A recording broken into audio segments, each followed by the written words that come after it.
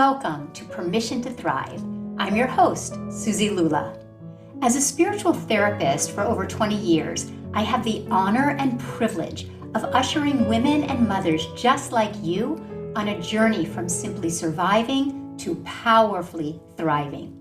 I also have the honor of raising our son, Will, who is now a young adult, with my longtime partner, Jamie, so I'm right there on the journey with you. Consider this your personal sanctuary, your space to meet your heart, embrace your messy, and come home to your most authentic, extraordinary self. My hope is that you leave resourced and inspired because you are here to shine. Welcome to Permission to Thrive.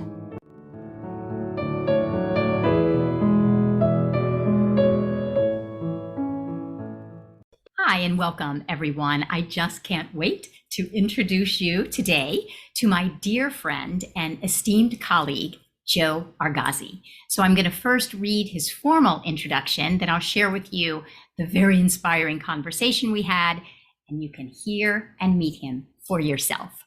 So Joe Argazzi, with over 3 decades of recovery, speaking, and most importantly, in the trenches, real-life experience and coaching, Joe Argazzi's view is radically authentic.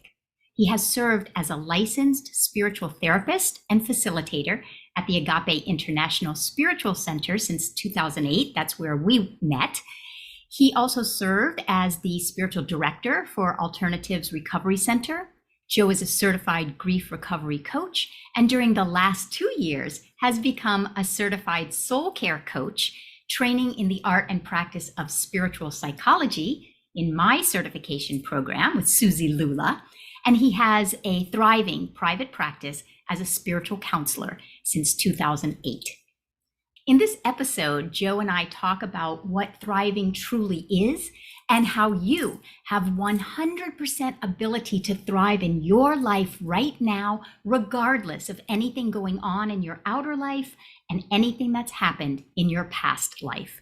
We talk about what self-love and self-compassion truly feels like inside, and how a life-threatening moment in Joe's life was actually his greatest awakener, and how whatever is going on in your life could be here to be your greatest awakener as well. So sit back. This is your time, your sanctuary. Relax, receive, and enjoy. So welcome, everyone, and welcome, Joseph, one of my dearest friends and esteemed colleagues. I'm so happy to have you here. Thank you, Suzi. I'm really grateful to be here, all the way from across the pond. Exactly, and this is going to be super fun. You are someone that I do hold in very high esteem, both as a dear friend, and you are a spiritual therapist at the Agape International Spiritual Center, which is where we both met. I was teaching advanced counseling skills and you were in the class and we just bonded immediately. You're also a certified grief counselor and you are a certified soul care coach under my teachings in spiritual psychology. And we share that love of spiritual psychology. So welcome. So happy to have you here. And I think jumping right in, this podcast is called Permission to Thrive. So I'm curious, what is your definition of thriving? Such a good question. Thank you. And again, grateful to be here. So thriving for me, and I think you're going to really appreciate this, as I sat with it over the last week, it's like, what is thriving really about for me? And when does it happen? And how does it happen? And what does it feel like? And what does it mean? And what I came up with was thriving is about being present to the moment, whatever is going on. And it doesn't matter if it's something that would be defined as fantastic or something that would be defined as really challenging. It's about being present with whatever is. And that, to me, the ability to be present with whatever is happening in the moment is thriving, because it's thriving in spirit. It's thriving in opportunities that are being present and being offered in that moment. So that's by definition what I would say. And I feel like my life is thriving quite a bit these days. Coming back to now, coming back to being present and available. Yeah. I love what you're saying. What I think I'm hearing you say is that thriving is being able to be present in the moment with whatever is happening, whether we would define it as, quote, good or quote, not good, the ability to be present with it all allows us to have that inner experience of thriving. Is that what you're saying? That's so Yeah, beautiful. 100%. Because in being present with what is, and again, whatever that is, I've learned over the years to sort of not use the words good, bad, and right and wrong, right? Because that brings judgment to it. But just being present with what is and being available to what's being offered me. And, like we've learned from you in soul care, whatever the emotions are, they all bring messages for us. And would pain be a negative message, or would joy be a positive? No, there's a message underneath that actually is for me. And if we go back to the foundation of soul care, like Einstein said, right, either it's a friendly universe or it's not. And if it's friendly, then no matter what is happening in any given moment, that this is for me. So even a painful emotion has something that's for my greater good and higher good. And if I can sit with that in the present and thrive with what's underneath that, then I'm going to grow and expand in a way that maybe I would not have otherwise if I had just suppressed it or oppressed it, ignored it, etc. What we're taught to do, really, mostly in our culture. So that's why the teaching in soul care is so powerful. It's antithetical to what most of us have been conditioned to believe and to respond, but that's where the real growth is, leaning into it in order to move through it. Yeah. Yeah. I so appreciate what you're saying because it is accurate. We are so taught, our culture so teaches us to push away and resist anything that we would comprehend as, quote, painful or, quote, negative or not good. And we're so taught to present ourselves in a certain way. And the teachings of soul care and the practices that we do, to me, as you're saying, are very liberating, because if I'm taught that I have to push away a lot of what's happening in my life, it actually keeps me in prison. I'm efforting to resist. Mm-hmm. But if I learn that I don't need to label something as good or bad, and even if I'm going through something that's uncomfortable and that growing edge, it is for me. If I can learn to be present with this, and as you said, it's antithetical to what we've been taught. If we can learn these practices, then ultimately it makes all of us free, and it gives us all, it's why I love the word thrive. It gives us all the opportunity to thrive in any moment, regardless of what is happening on the outside. So I hope that everyone who is listening, you might be considering something in your world. And I hope that you are challenging and grappling with what we're saying. You may be saying, well, Joseph, you don't understand, or Suzi, you don't understand. I'm going through XYZ.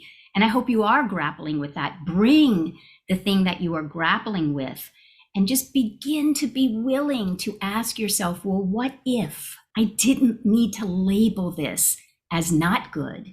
And what if, as Joseph is saying, I could lean into this and not away from it? And what if it might actually be for me? What message might it have for me? So these are just some of the things we're going to be unpacking as we're conversing here. I'm just inviting everyone into this conversation because everything that you've said right now is very profound and deep. And I think as I ask you this next question that comes to my mind, but then if this thriving is available to everyone, why do you think, in your experience, it is so challenging for us to give ourselves permission to thrive? Again, the podcast is called Permission to Thrive, not by accident. Why do you think it's so challenging for us to give ourselves permission to thrive? That's a really good question. And I'm going to sit with that as I share what I think it might be. And it could very well change as I continue to talk. So one of the things about thriving is that culturally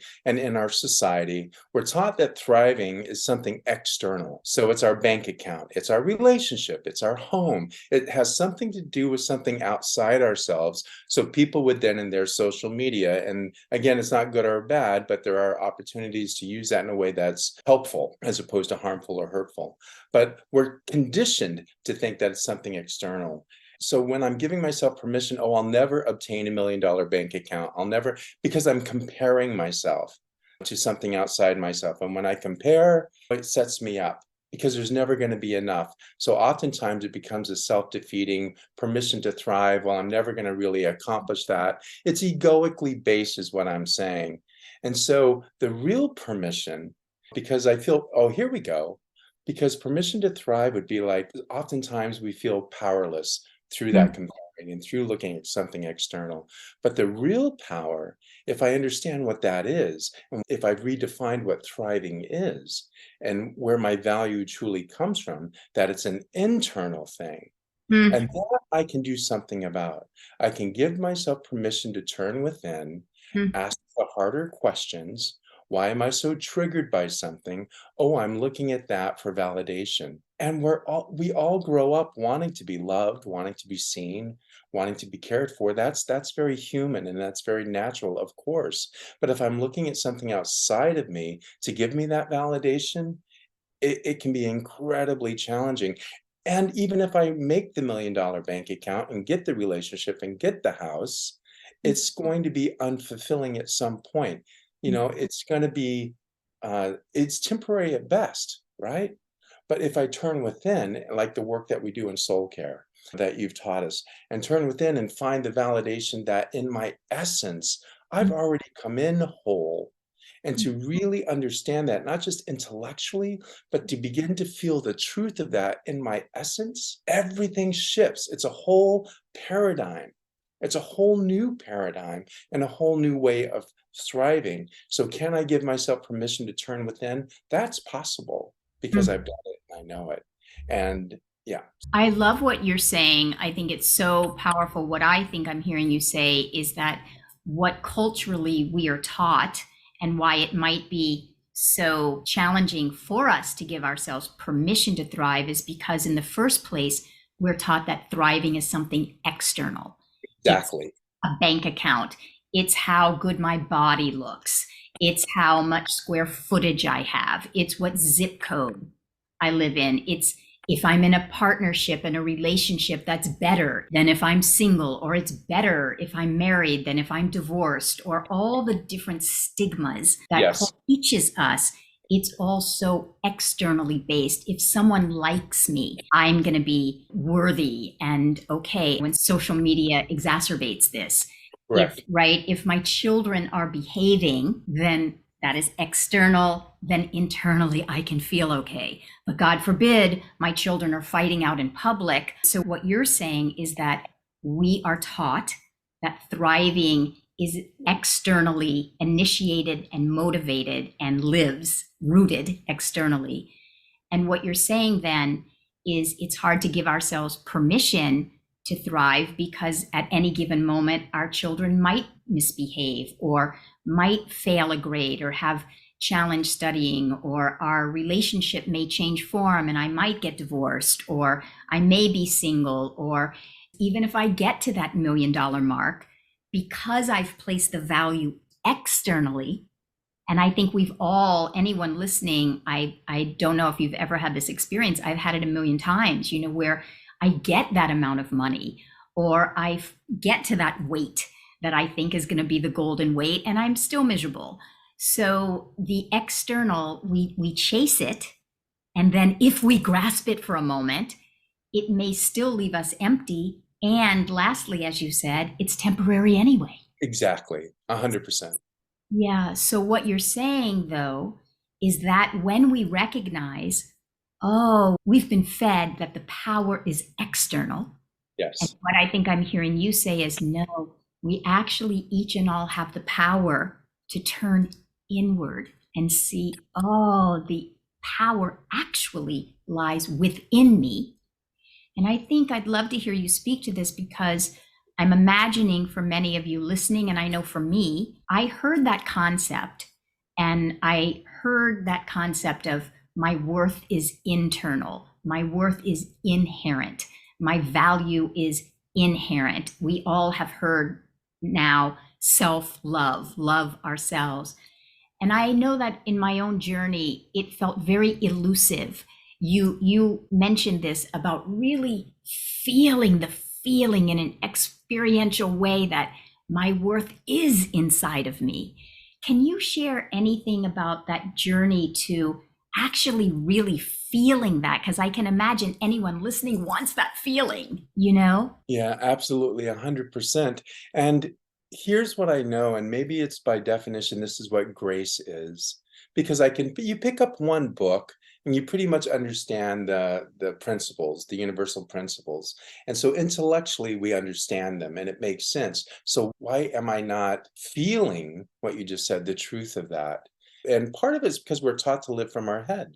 And that brain's a beautiful thing, it really is, but it's very linear in construct, right? The real intelligence and the real wisdom lies within our heart. So it becomes a journey without distance, as the Course in Miracles would say, from the brain, that beautiful brain, into the heart. And we're taught to live up here. 1 and 1 equals 2. There's a logic to that. If you're going to do something, you're going to get in there and you're going to figure it out and make it happen. That is one way of living and creating. Absolutely. But there is another way, and this is, again, it's on the leading edge. We really haven't been taught this, and that is the way of the heart. And so and one of the ways that I've learned to access, to answer your question, the heart, is through my emotions. There is an emotional messenger system, as we're taught in soul care, that actually will teach us experientially Mm. what it feels like to reside in the heart, in the essence, in the truth of who we are. So say, for example, anger comes up. I'm triggered by anger. And when that happens oftentimes, if I sit with it and I recognize it's not external, it's internal, and the anger is a trigger, but the trigger is an opportunity to look within and see what's really going on within me. And so if I look at the anger, it's like, okay, let me sit with that, let me lean into it. If I drill down a little bit more and give myself permission to be with it, what's really happening there? Oh, I'm frustrated. I'm afraid. Oh, what's under the fear? Oh, there's sadness connected to that fear. So tears may come, right? Let me sit with the tears and the sadness. What's underneath that? And for me, oftentimes, if not 100% of the time, I'm afraid I'll be alone. I'm afraid I'm not enough. I'm afraid I'm not worthy of somebody's love and time. And that was what I received. And whether it was real or just a perception that I had growing up, it was very real to me as a young person that that's what I took in and that's what I took on. And when I'm able to sit with that part of it, the unworthiness, and that's really that's so deep. And then I'm able to recognize that, and as we're taught, and I look at that part of myself and it's experiential and I'm feeling it. And if I can put my hand on my heart and I can say to that part of myself, it's so understandable. Of course you're sad. Of course you were angry. I'm so sorry. Tell me more. And give that part of me space to be, and give it time, and know that it has something to say. What do you have to, is there something you need to say, something you need to express? And it doesn't matter what it is. I'm not judging you. I have great compassion. I'm here for you without judgment. Then something always, 99% of the time, will come up, and then I'm able to be with that emotion and that feeling. And what happens, and this is where the magic happens, then that young part of me begins to integrate, because it's with the grown man who understands the construct, but it's happening on an emotional level. And little by little by little, the more I'm able to consistently do that work and be present with that part of myself, the triggers aren't as frequent and they're not as strong. It's like with any child, they need consistency. So I also have to be consistent with that part of myself when I address that. And when I do that, there's a feeling of wholeness that starts to happen. Such an incredibly articulate description, the way that you have shared. You shared so much, and there's a couple of things that jump out at me. Mm. I could go back and I could listen to that description that you articulated quite a few times. Actually, it's lovely, and I hope that everyone listening will go back and Mm. listen to that piece often. It is such a lovely description of the internal roadmap and the Mhm. internal landscape. You kind of provided breadcrumbs and a roadmap of kind of how to do this. I think the first thing that I think I heard you say was getting from an intellectual understanding that my worth comes within. For you, one of the ways to get there is not to be afraid of your emotions. and not to resist your emotions. That Mhm. actually your emotions are a bridge that get you there. And I love that because I often say that our emotions are a portal to spirit, a portal to our wholeness, a portal to our values. So I often think of my emotions as a bridge of getting me from what might be going on externally to that deep place that you're speaking about internally. So I love that invitation for everyone to say, oh, maybe it isn't for me to avoid these uncomfortable feelings. Maybe the uncomfortable feelings actually have messages for me that will lead me actually to my worth. And then I think I heard you describe so beautifully, and this is a big turning point if you go back and listen to what you were sharing, because even the sound of your voice, the first moment that you were sharing what you actually say to yourself, Mhm. use the phrase, which we use in soul care, it's so understandable. And for anybody who's interested, go back and listen to the energy and the tone. I always say that the tone makes the music. The Mm. tone of Joseph's voice, what you were speaking and speaking, and then the moment that you said to yourself, oh, it's so understandable that you would be feeling that way. That communicated the feeling tone of compassion. Just Yes. like you might say it to a friend, oh, it's so understandable that you would be frustrated because you've been going through this. Oh, it's so understandable. Tell me more about that. I'm really so interested in hearing more. Please, I'm right here for you. I'm not going anywhere. Like, take all the time you need.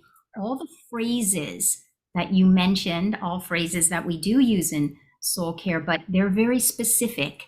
And they are the phrases that one would use with a friend. And we practice using them with ourselves. So anyone listening can think, oh, what if your best friend called you and said, oh my gosh, I'm going through XYZ, you would naturally say, oh my gosh, tell me more. I'm right here. I want to hear all about it. And when we apply that, the same feeling we would have towards a best friend, when we apply it to ourselves, then what I think I heard you say is that, yeah, then the emotions come out. I'm angry. I'm frustrated. I feel overwhelmed. I feel exhausted. I feel depleted.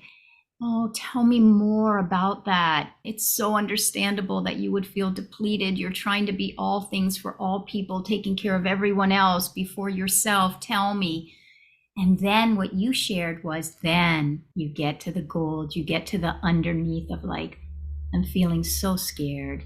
I'm Yeah. feeling so lonely. I think I'm alone. I feel alone. I feel isolated. I feel unworthy. I'm going to leave this person before they leave me. All the different things that we all feel some version of.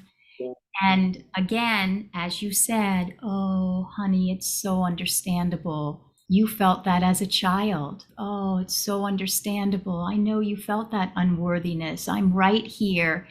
And then you begin to integrate the childhood experience with what is really the truth. So that is an experiential way that we can then connect with, oh, but actually, of course, as a child, you would have thought you were unworthy. Of course, you would have taken it that way. But I want you to know that actually that wasn't accurate from the beginning. It's not accurate now. And I'm here to reflect back to you. You are so worthy. You are, so I'm appreciating what you're saying. Anything you want to add Oh, or yeah, yeah, that was so beautifully mirrored because when we do that, when I do that, I'll take ownership of that. What happens is I no longer need external validation. It's already within me. yeah. So my relationship to anything external, a career, a partner, a job, again, anything external, not that I don't have those things, but they don't have the desperation of validity that I was seeking and looking for attached to them anymore. Mhm. So now I can appreciate a home. I can appreciate any size home or bank account or a partner, but I'm no longer under the illusion that that my value is attached to it, that my Mhm. worthiness is attached to it. So bring it on. But I Mm, also know that everything is what did you say? Everything dissolves at some point, right? Because we live in a dualistic world. It comes and it goes, and it ebbs and it flows. And if I have the ability to unattach because I no longer experientially find my value in them, then I mhm, can enjoy them and appreciate them for what they are, but I mm, don't need them anymore. It's mm, already within me. And that is the great value of soul care work, what you have created for us in terms of the soul care coaching. And mm. anybody that's listening, if you're identifying at all with what we're sharing and saying, go to Suzi's link, go to the webpage and see if there's something there that's for you. I guarantee if you, even if you're clicking it on, there is something that's there for you by the very nature of going to her website. So Thank you, yeah. Jim. I appreciate that. And I'd love to dive into maybe sharing some real practical examples. If you're willing, I'll get a little vulnerable here. We can Yeah. share some real practical things that you and I have gone through that maybe everyone listening, because what I'd love is everyone to find something that you're really going through in your own life, and then we can all go through this together. So I will just share, and then I'd love to open it up to you. As you were sharing, what I was remembering is the way I was brought up. Mm, And I've shared this often. I was desperately seeking a connection with my mom, and I just wanted that emotional connection that felt so incredibly elusive to me. I was a pianist and I just reached externally. I thought as a little girl, oh, if I just win that next piano contest, then she'll love me. If I just win that next piano contest, mm, then mm, I'll get that emotional connection that I'm mm, feeling so desperate for. And I carried that unconsciously, unintentionally into my adult life. And I did place a lot of external I was looking externally. Oh, if only I had a bigger house. Oh, if only I had more clients. If only I made more money. It was external. And I was looking there thinking that if I fulfilled that external thing, that would be the thing that would give me what I was looking for inside. Because I didn't get it growing up, or I didn't get it in the way I perceived I needed it, mhm, mhm. then I kept feeling not enough. I certainly something must be wrong with me. I'm not receiving that emotional bond. Certainly some it must be me. And so I carried that into my adulthood. And now through what you were just sharing, I have learned, and I practice this every day, to speak to that younger part of me that still can look externally every day and say, I see you. I see that you were looking externally, and understandably so. We all do this. So, as I'm sharing, I'm hoping that everyone listening can be finding something to relate to in your life. And then I wanted to bounce it over to you, Joe, and ask, can you relate in any way? And if so, how do No, you no, relate? not at all. I can't relate at all to any of that. So yeah, one of the forms it took for me, again, growing up was perfectionism. And so I took on the role of the golden child, the golden boy. And if I did everything perfectly, then maybe, perhaps, someone will see me, someone will validate me, someone will find me lovable and want to be and spend time with me. And I could go into the whole history of how I got there, but I think what's important now, and we all have our version of that. I grew up in a very strict home, raised by a Marine. Anyway, the bottom line is I got there. And so I took the road of the golden child and thought if I could do things perfectly, if I looked a particular way, if I was very kind and sweet and loving and generous. And by the way, I am all of those things, but I use those things from a survival place to try and manipulate the outer world to give me what I thought I was missing. And so there was untangling the knots, as we would say in soul care, to look at, oh, what was my motivation when I was being kind, or what I thought was being kind and generous? Underneath it was manipulation, trying to, I would be really sweet. So maybe they would see me and give me what I felt that I needed or that I wanted at that time. And as I untangle those cords, I'm able now to really own, I am a kind and loving and generous person. It is my nature. And I do check myself when I go to be kind and loving and generous or give somebody something. It's like, check your motive. Why are you doing that? Because the little guy is still there. It's not like it's gone away completely. It just doesn't run the show like it used to unconsciously. I'm very conscious of the fact that he's alive and well, and I do this work with him. But it was that perfectionism that really took hold. And it gave me a lot of external validation for a long time. And then it took the form of I had a company, I was very wealthy. I had a great car, I had a gorgeous home. I was blessed genetically, really great body, and I took very good care of it.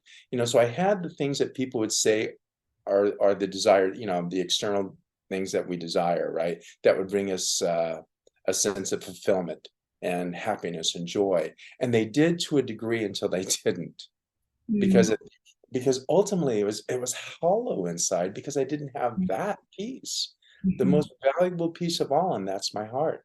That's mm, that essence within me. There was a time, and here's how it played out one time. I had a partner, and at 42 years of age, great shape.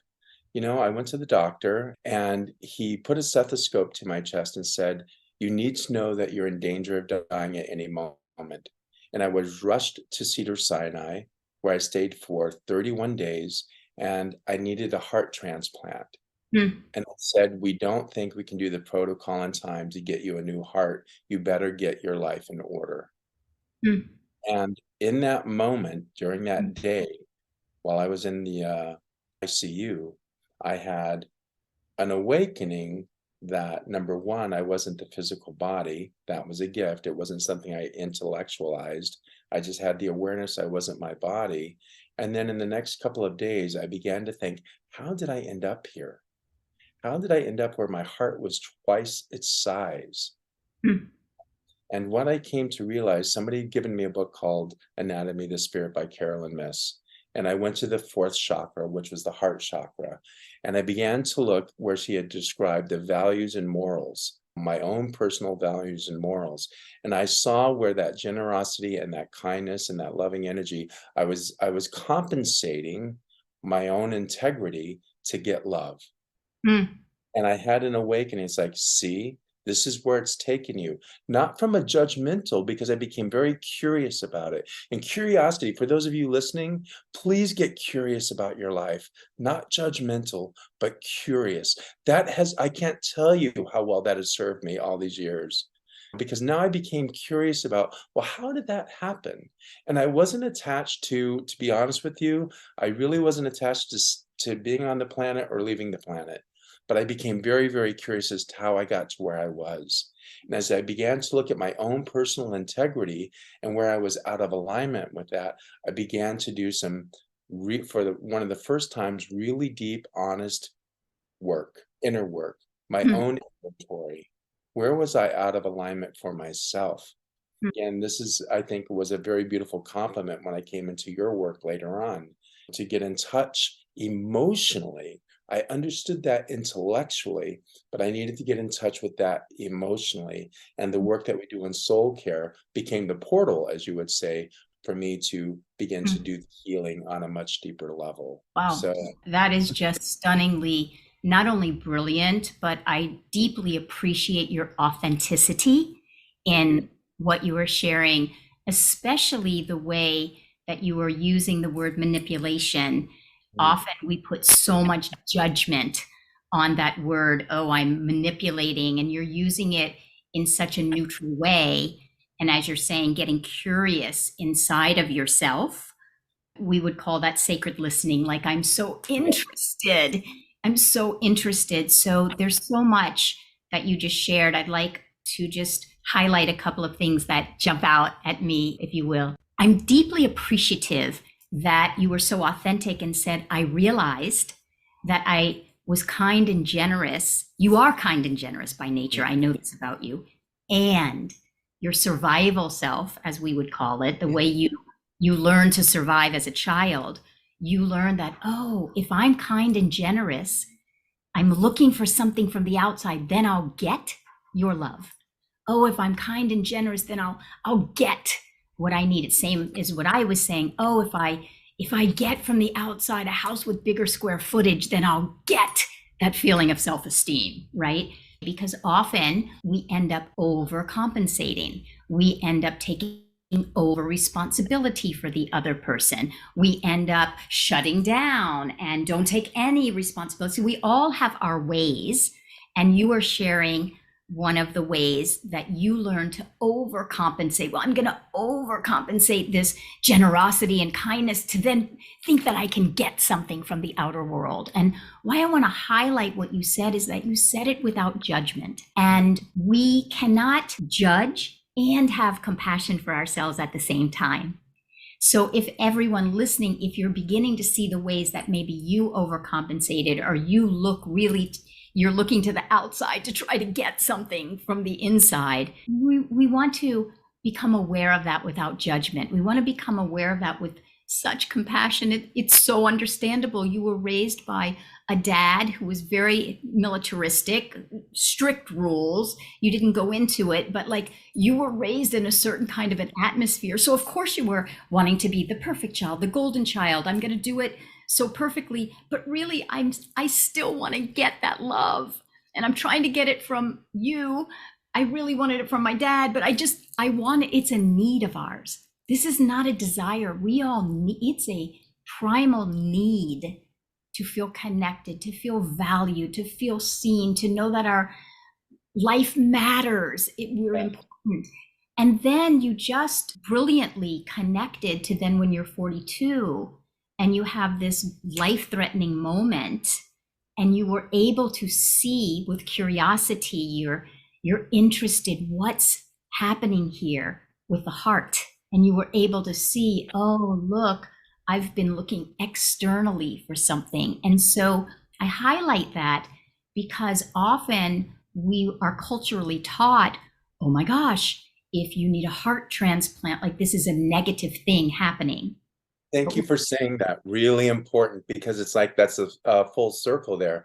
Because was that a bad thing, or was it a good thing because it woke me up?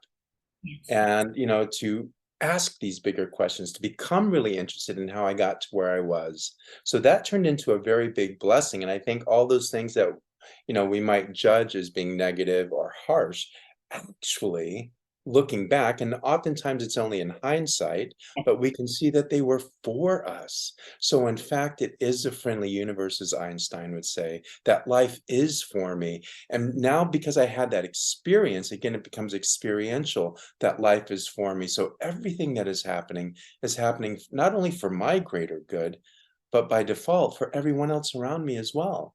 And what they do with it, that's their journey and that's their business. But what's important is what I do with it now. And if I can live from that place of feeling safe and that life is for me, and always trying to help me grow and expand in consciousness and awareness, well, there's my peace. There's true abundance. There's true prosperity. And then again, what things look like on the outside no longer become as important as they used to be. Again, Yeah. I can appreciate them, but I know Yeah. the real value lies within me. And Yes. that's the experience of that. And knowing, because no one gave it to me, no one can take it away. Codependency stops right there. Doesn't mean that I don't appreciate being loved and cared for. Of course I do. But it's no longer the oxygen that it used to be for me. Yeah. Exactly. You took the words out of my mouth. It's the difference between needing to get it from the outside, thinking it will bring you something, and the difference, oh, I can give this to myself from the inside. And so now I can appreciate this interaction or this connection or this relationship. I appreciate it. I'm free because I'm in charge of giving it to myself. You can't give it or take it away.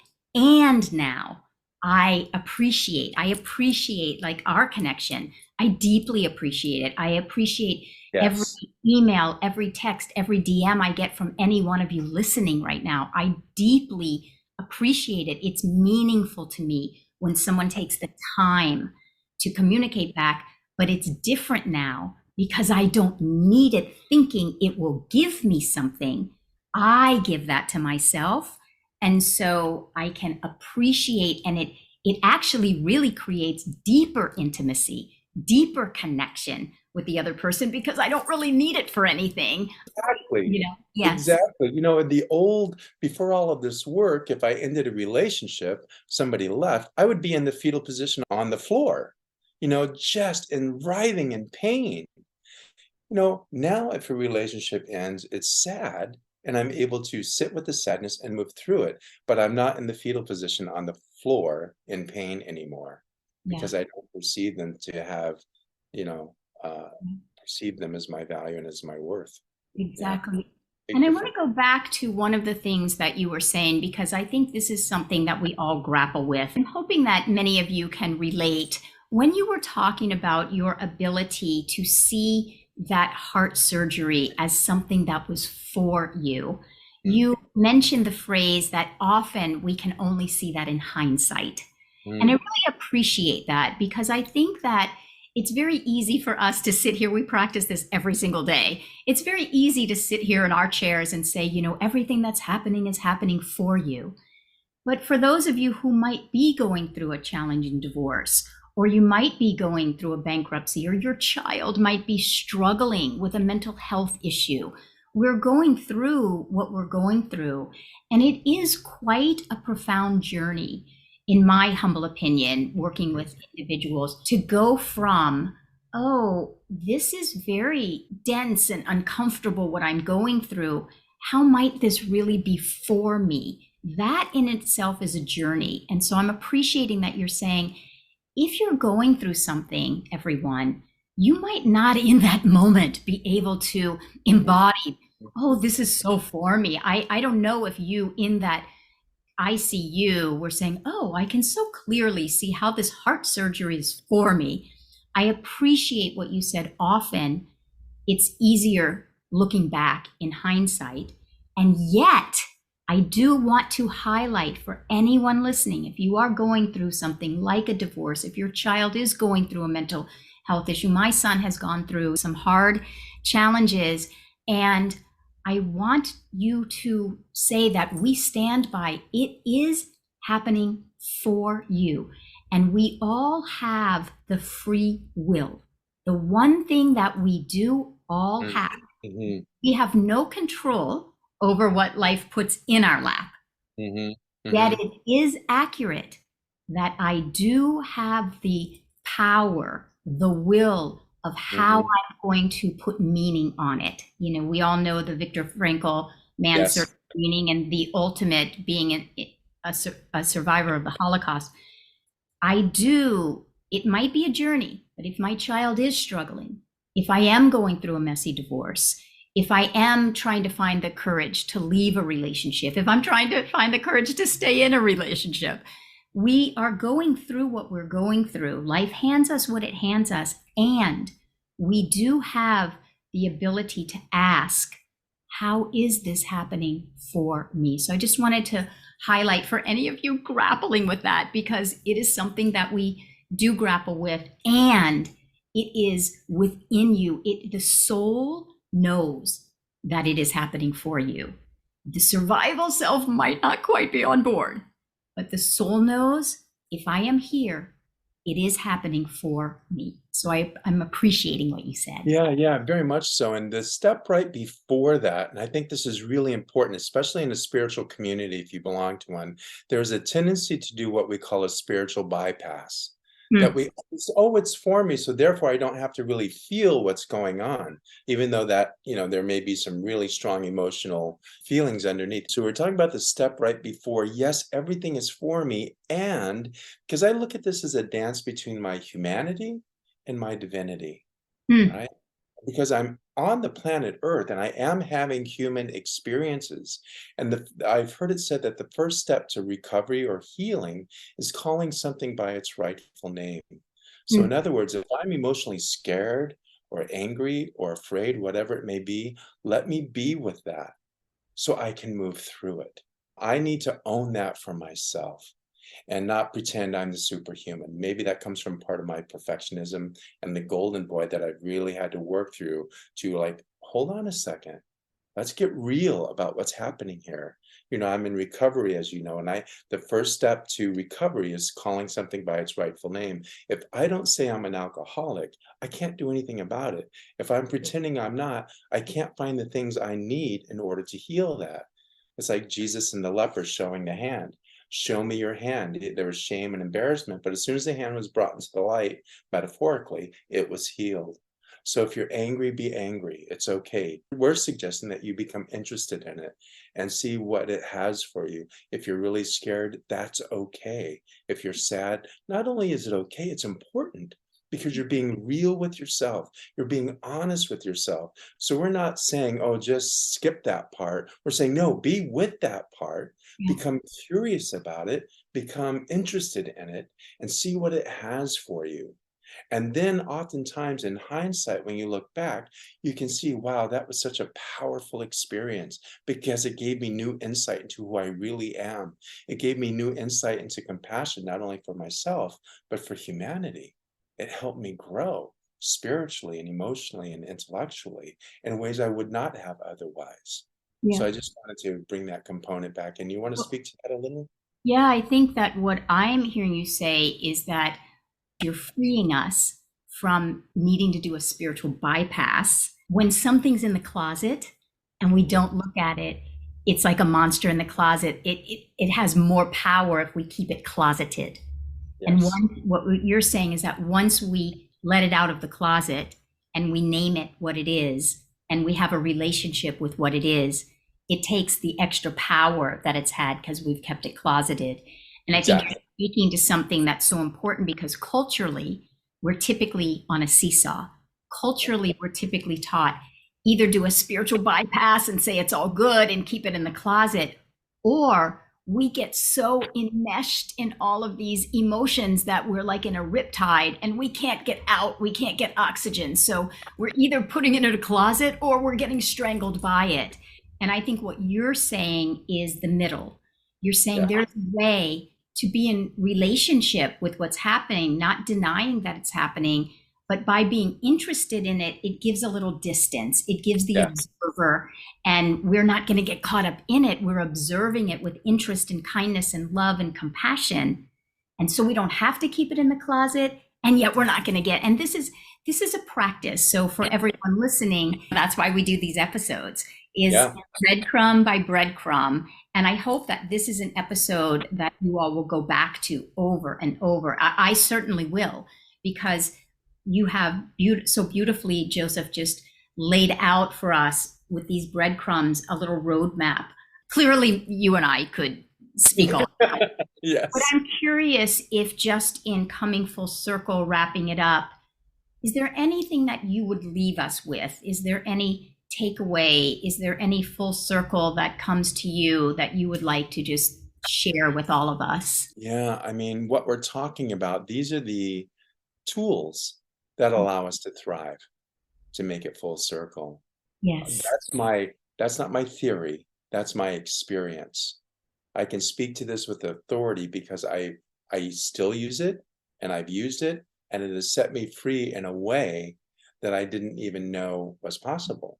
I just love what you're saying because it is so full circle. There are tools and practices we Yes. just shared that give you the power to thrive. So thriving is nothing from the external.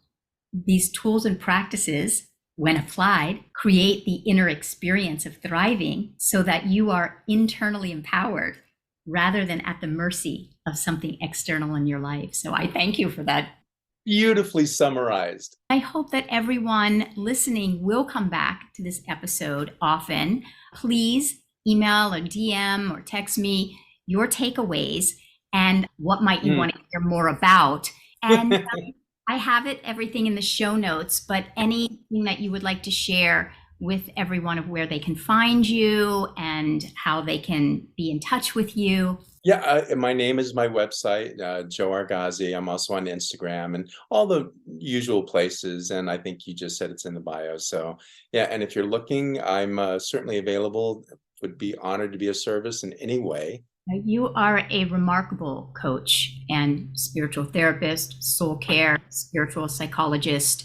grief counselor. I will say you are someone that I turn to when I need someone, because you do practice every day. It is said the 10,000 hours, those of us who practice become the masters because we're the eternal students. And I know you to be that. So anyone who is seeking someone to usher them to your next place of evolution and transformation, Joe just could be your guy. So thank you, my friend. I'm so appreciative of everything, and I look forward to many more conversations. Me too, my love. Thank you so much.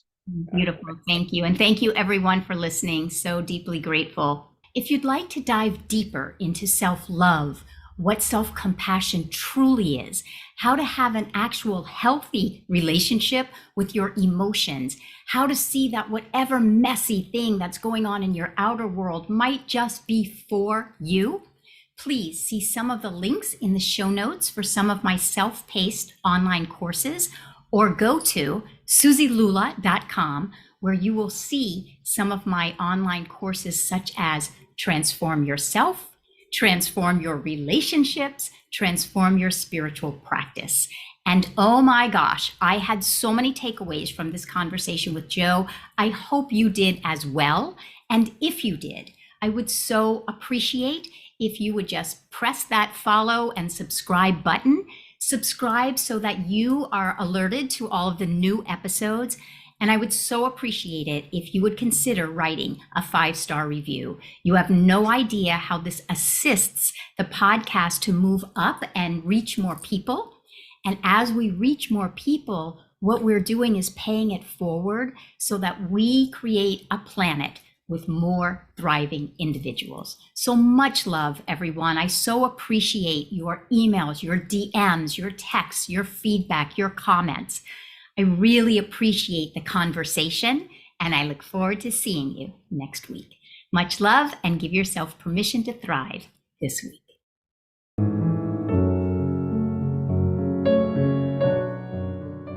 Thank you so much for listening. If there was something in this conversation that spoke to you, we'd so appreciate it if you would take the time to subscribe, leave a 5-star review, and share this episode with women and mothers you know, because you are here to thrive. See you next time.